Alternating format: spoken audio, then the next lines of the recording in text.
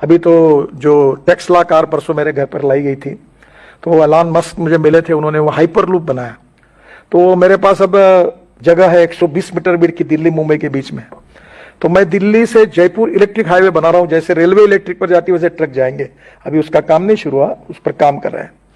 और hyper loop किया तो 2 घंटे में दिल्ली से मुंबई चले जाएंगे। तो टेक्नोलॉजी का उपयोग करके हम हमारे लोगों का जीवन सस्टेनेबल कैसे कर सकते हैं।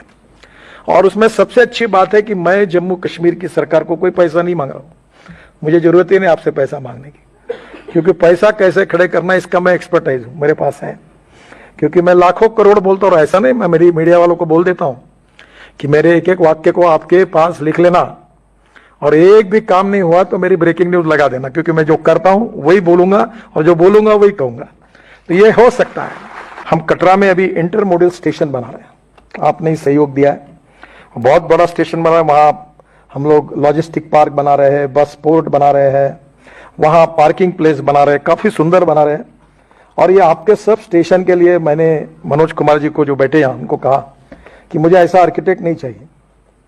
तो हबीब खान करके हिंदुस्तान के आर्किटेक्ट एसोसिएशन के ऑल इंडिया के प्रेसिडेंट हैं, वो मेरे मित्र थे, और वो यहाँ आके गए श्रीनगर, और आपके पूरे रोड साइड एमिनिटीज और कटरा से लेकर सब डिजाइन करने के लिए मैंने उनको कहा। और उनके जो डिजाइन्स हैं आज मनोज कुमार जी जाने के पहले आपको दिखा देंगे, इतने सुंदर डिजाइन बनाए हैं कि ये वर्ल्ड प्राइड की जगह से डिजाइन बनाए हैं। तो मैं आपको ये निश्चित रूप से जम्मू श्रीनगर में भी, यहाँ मैं कल कुछ व्यापारियों से मिला, मुझे रास्ते में तो कह रहे हमारा लॉजिस्टिक्स ये नहीं है, कॉस्ट बढ़ती है। तो मैंने कहा कि मैं आपकी लॉजिस्टिक कॉस्ट 2 साल के अंदर कम कर दूंगा। और दूसरी एक योजना जो मैंने अपने नागपुर शहर में पहली बार, आप रेलवे मंत्री थे, रेलवे से क्लियर की है, वो है ब्रॉडगेज मेट्रो। और वो तो यहाँ संजीवनी होगी, उसकी स्पीड गाड़ी की 140 किलोमीटर प्रति घंटा है।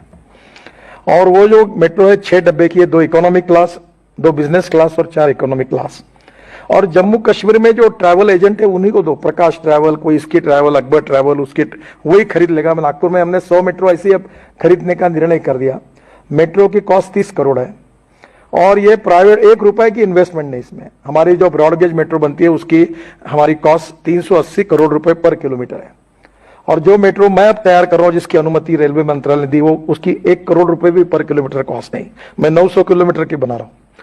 तो श्रीनगर से जम्मू तक जितनी ब्रॉडगेज है उसके ऊपर ये फास्ट गेज मेट्रो ये 1-1 घंटे में चालू हो जाएगी। तो 140 किलोमीटर की स्पीड से तो जम्मू से श्रीनगर तो मुझे लगता है 2 घंटे में हो जाएगा। और इसलिए टेक्नोलॉजी का उपयोग करके यहां जितना कुछ बदल होगा उससे तरक्की होगी।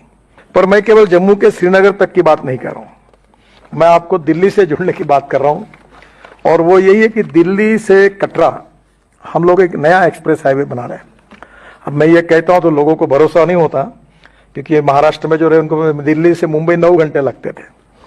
तो बाद में मैं कह रहा था कि 2 घंटे होगा तो लोग हंस रहे थे, पर अब रोड बन गया तो 1.25-2 घंटे में आते हैं। मुंबई हाईवे पे गया था जो हमने बनाया, 70% काम हुआ है कि दिल्ली से मुंबई 12 घंटे में। और मैं जब ट्रायल कर रहा था तो 170 किलोमीटर स्पीड से मैं गाड़ी में बैठकर चल रहा था, पता ही नहीं चला कुछ, इतना अच्छा रोड बना है। और इस दिल्ली मुंबई हाईवे को हम दिल्ली कटरा से जुड़ेंगे, और दिल्ली से कटरा ये 6 घंटे में हो जाएगा।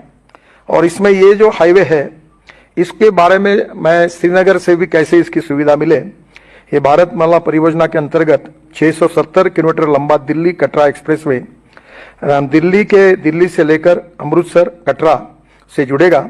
और इस एक्सप्रेसवे के निर्माण के उपरांत दिल्ली से कटरा ये डिस्टेंस 6 घंटे में पूरा हो जाएगा।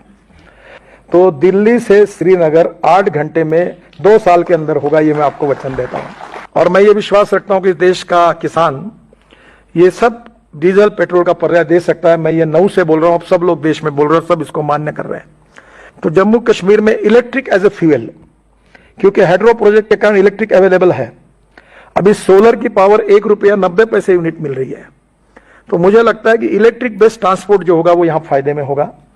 तो यहां कल मैं उनको पूछ रहा था कि हमारे देश में, वर्ल्ड में, न्यूजीलैंड से एप्पल क्यों आते हैं, हमारे यहाँ साइबेरिया से क्यों आते हैं। तो उन्होंने कहा कि मैंने बोला वो हम अभी करेंगे। तो बोले एक पेड़ की कीमत 1400 रुपए है। तो मेरा एलजी साहब से अनुरोध है कि बायोटेक्नोलॉजी का उपयोग करके अगर हमारे किसानों को ये जो वर्ल्ड स्टैंडर्ड के जो एप्पल है देखो हिंदुस्तान में वो वर्ल्ड में हो, क्वालिटी के सिवाय पर रहे नहीं, और क्वालिटी अच्छी तैयार करने के लिए रिसर्च की आवश्यकता है। तो यहाँ निश्चित रूप से मनोज जी, अगर ये सस्ते में मिले और यहाँ की क्वालिटी इंटरनेशनल स्टैंडर्ड में सबसे बढ़िया होगी तो एक्सपोर्ट में काफी रेट मिलेंगे। और अभी तो मैं देश में 4-5 जगह पर ऐसे ब्रिज बना रहा हूं कि नीचे में 8 लेन रोड, ऊपर में 6 लेन ब्रिज फर्स्ट लेवल, फिर उसके ऊपर में 6 लेन ब्रिज सेकंड लेवल, और उसके ऊपर से ये पब्लिक ट्रांसपोर्ट सिस्टम और इलेक्ट्रिक पुणे में बना रहा हूं, शिरूर से लेकर वाघोली तक 50 किलोमीटर। चेन्नई में बना रहे हैं, मैंने खुद नागपुर में अपने शहर में मेरी कॉन्स्टिट्यूंसी में नीचे में रोड, ऊपर में ब्रिज और ऊपर में मेट्रो।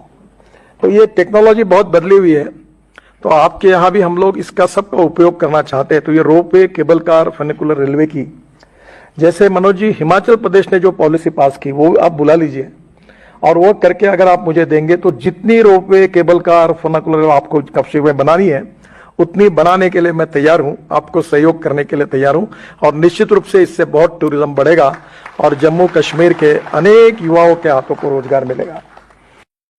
ये एक्सप्रेसवे बनने से मैं इसलिए आपको ये बात बता रहा हूं कि वर्ल्ड में हमारे हिंदुस्तान की लॉजिस्टिक कॉस्ट 17% है, यूरोपियन कंट्री में लॉजिस्टिक कॉस्ट 12% है, और चाइना में 8% है, और अमेरिका में और वेस्टर्न विशेष रूप से यूरोपियन कंट्री में 12% है, और हमारी 16-17% जाती है, जिससे हमारा एक्सपोर्ट नहीं होता। हम एक्सपोर्ट कर सकते, इतनी अच्छी हमारी क्वालिटी है, प्रोडक्ट है, पर यहां से पोर्ट में ले जाने तक इतना दिन लगते हैं, इतना पैसा लगता है, लॉजिस्टिक कॉस्ट के कारण तकलीफ है। तो ये लॉजिस्टिक कॉस्ट को कम करना, ये ट्रांसपोर्ट मंत्री के नाते हमने पहली प्रायोरिटी दी है। और इसलिए अब दिल्ली, यहां से श्रीनगर से मुंबई, ये आप 19 से 20 घंटे में आप कार से जाओगे, और 30 से 35 घंटे में ट्रक चला जाएगा डायरेक्ट हमारे JNPT पोर्ट पर, और कांडला में उससे भी कम इसमें चला जाएगा। तो लॉजिस्टिक कॉस्ट कम होगी तो कॉस्ट कम होगी, और कॉस्ट कम होगी तो एक्सपोर्ट में इकोनॉमिक वायबिलिटी आएगी। और इसलिए निश्चित रूप से ये इकोनॉमिक ग्रोथ के लिए आवश्यक है, टूरिज्म के लिए भी आवश्यक है।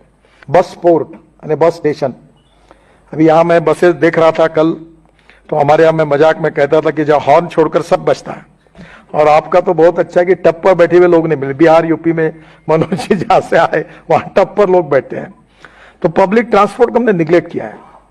अब एयर कंडीशन इलेक्ट्रिक पर चलने वाली बसेस जम्मू कश्मीर में आप शुरू करिए, ये मैं ट्रांसपोर्ट मिनिस्टर करके आपको कह रहा हूं, और ये सस्ता है, टिकट आधा होगा, क्योंकि एक बेस्ट की डीजल की बस जब मुंबई में चलती है तो 115 रुपए किलोमीटर उसका खर्चा है। वो मैंने 100% बायो इथेनॉल पर चलाई, जो गन्ने के जूस से होता है। नागपुर में 35 बसेस चली, उसकी कॉस्ट 78 रुपीज पर किलोमीटर है।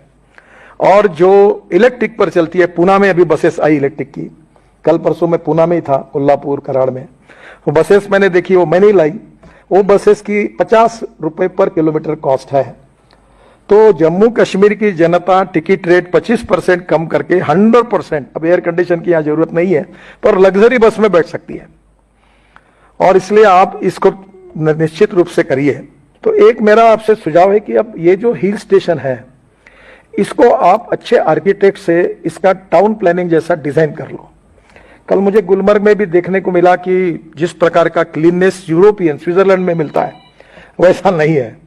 तो आप उस प्रकार का डिजाइन करके, क्योंकि इस सब के पीछे एक ही विचार है कि जम्मू कश्मीर के जवान लोगों के हाथों को काम कैसे मिले। और टूरिज्म ये ऐसा सेक्टर है कि जिसमें 48% कैपिटल इन्वेस्टमेंट, ये केवल एम्प्लॉयमेंट पोटेंशियल क्रिएट करने के लिए होती है, जिससे गरीबी दूर होगी, रोजगार मिलेगा, इन्वेस्टमेंट आएगी, समृद्धता और संपन्नता।